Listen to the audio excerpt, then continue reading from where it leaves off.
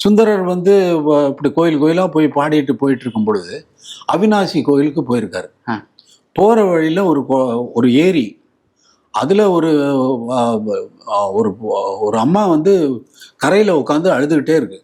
சத்தம் போட்டு அழுகுது, ஒப்பாரி வச்சு அழுதுட்டு இருக்கு. இங்கே ஒரு போகிறாரு, அது என்ன இந்த அம்மா அழுதுட்டு இருக்காங்கன்னு சொல்லி கேட்குறாரு.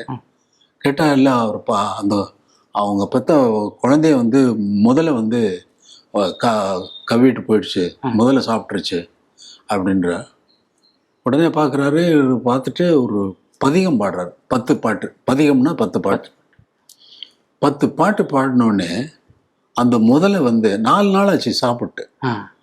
குழந்தைய முழுங்கி 4 நாள் ஆச்சு. 4 நாள் ஆச்சுன்னா உள்ள என்ன ஜீரணம் ஆகிட்டு அது எப்படி கெமிக்கல் சேஞ்சஸ் என்னென்ன வந்திருக்கும் உள்ளுக்குள்ள. அந்த முதல்ல வந்து கரையில் வந்து அந்த குழந்தைய கக்கிட்டு போகுது 10 பாட்டுக்கு.